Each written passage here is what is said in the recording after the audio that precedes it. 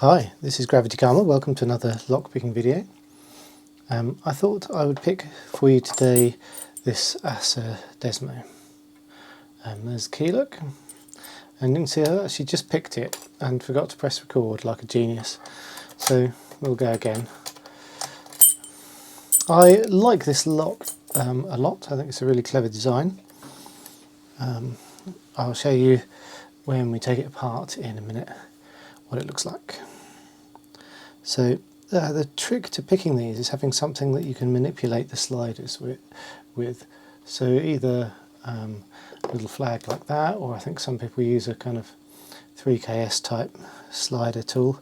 I don't think I've ever picked it with this one, so let's give it a go with this, shall we? Now, part of the trick to this is setting one side first, and then you get a bit of a full set, and you know that your work, at least on that side, is done. And the good thing about a tool like this, I suppose, is that it does make the little jiggle test for set pin, or set slider I should say, relatively easy. So that feels like it should be about there. But not getting much of a full set. That's a little bit better. Maybe not. Maybe it should be all the way out there. That's more like it.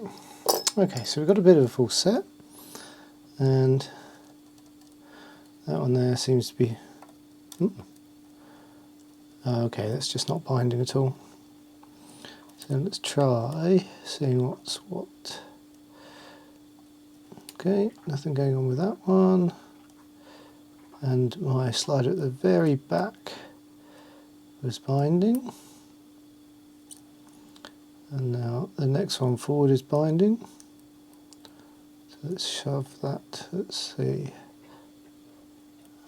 Is that about there somewhere? And nope, still nothing on that one. Do you know what? I actually find it slightly easier with this lock to use a flag. Probably speaks more about my experience of using flags rather than those other kinds of pick in order to pick locks. Okay, oh, okay. Well, nothing much going on here, but I'd obviously knocked the slider a minute ago. That's the trouble when you're trying to be a little bit quick. Quick is careless, and careless is slow. So really, it should be super careful and super precise, and that's probably the way forward, isn't it?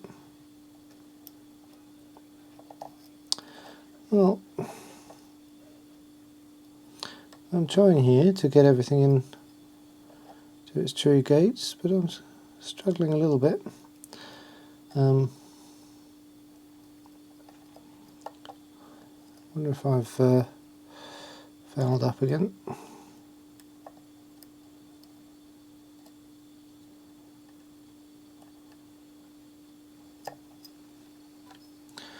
Let's have another look at these ones down here.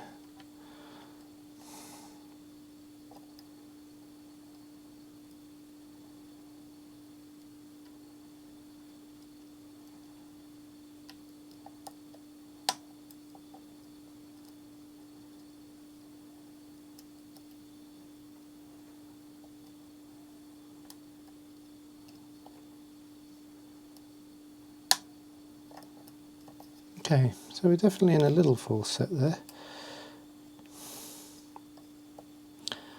So definitely I'm missing something up top here, I think.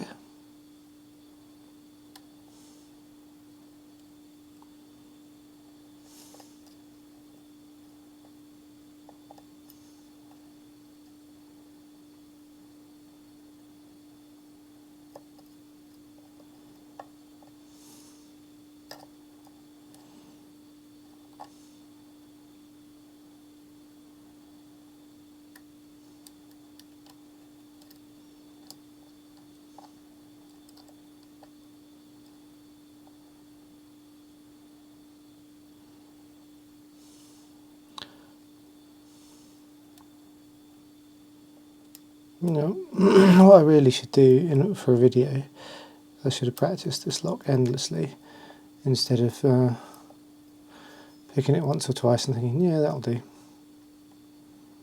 Because then I could look all sort of rapid and super pro. So I suppose what I could do is talk about the different variants of this, I suppose. So there's a variant with 6 sliders. There's quite a few of them that seem to exist with lots of full skates, whereas this one is 8 sliders and no full skates at all. I can't help but think my little full set isn't just quite deep enough.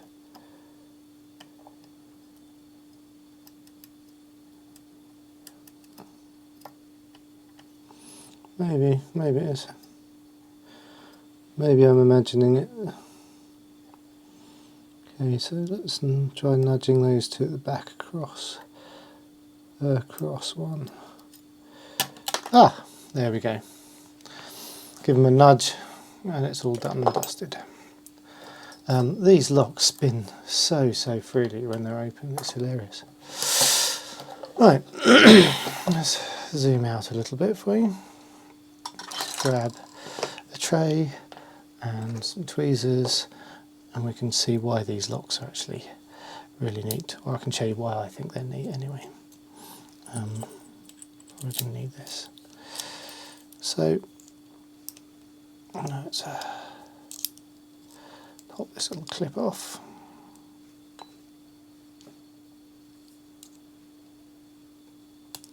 Again, I suppose if I was really pro, I would have done this beforehand, eh? But again, what are you going to do?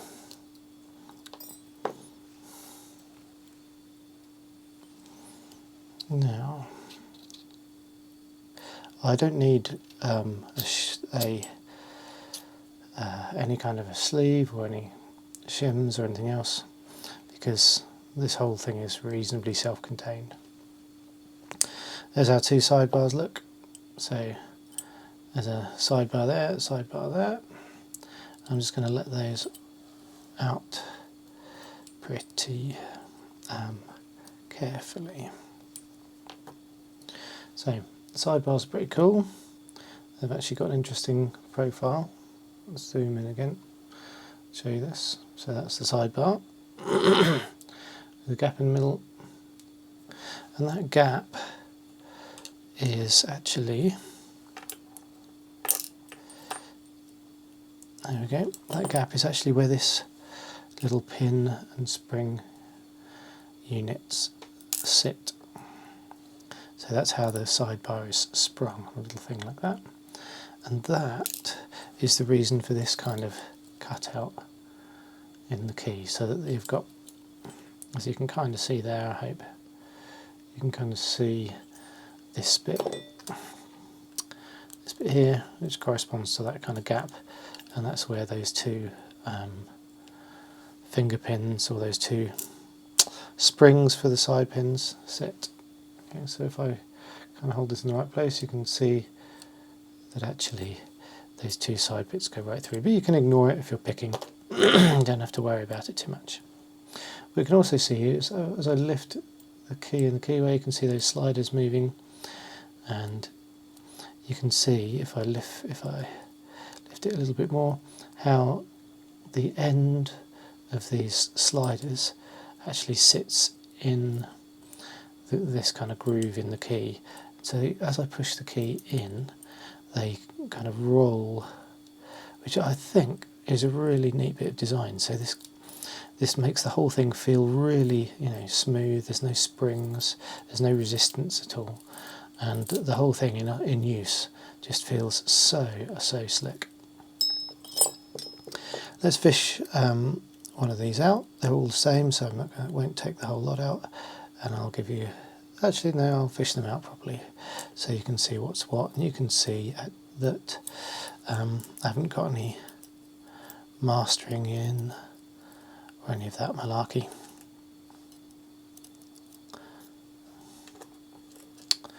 Come on, gravity karma, get your stuff in shot. One of the great pleasures of just picking locks for fun and not for belts is you don't feel so paranoid about things. Oh, look at that, let's just tip that out. About stuff coming out of shot and all the rest of it, because, well, if you don't trust me picking one of these things, well, then it doesn't matter, does it? I'm only trying to show you what's going on. So that's the core, which is quite nice, and again, the key just sits in there really nicely, and you can see how this would work. Let's grab one of these things and just show you. So as you put the key in, this part interfaces with the key, and it rolls along and gets shifted up and down according to the bitting. The feel is incredibly smooth. Let's just show you this then. So this is what the pins look like, and you can see the false gates and the true gate, and the fact that the true gate is much smaller than the false gate. Incidentally, I've seen some of these that are mastered, and essentially that true gate is twice the width, and then you sometimes you lose this kind of false gate here entirely, and sometimes you've got kind of a widened slot here, and sort of semi-false gates, I suppose, either side. That's it. So let's show you the lot, and you can see what's going on here. So let's just pop him the other way around for consistency. And you can see really nice internals, really nice lock, really simple bit of kit. I suppose I ought to point out the fact that this is asymmetrical, so presumably you can change the whole bitting of the key by dropping the sidebar out and reversing it. I don't know if that is true. I don't know if that's a thing that's done. I'm sure that someone out there will know. But that would appear to be the case. So each of these pins basically gives you a possible bitting that way up and a possible bitting that way up. Again, don't know if that's true or not, but that would seem to be reasonably logical. The sort of spring is off centre a little bit, but then if you look at the bar, that's okay. This doesn't seem to matter that it would be off centre. So anyway, interesting lock, really nice thing, built for really heavy use, high use. You know, cash boxes and vending machines and things, and really secure and a really nice fun thing to pick. There you are then, the ASSA Desmo. Get hold of one, enjoy.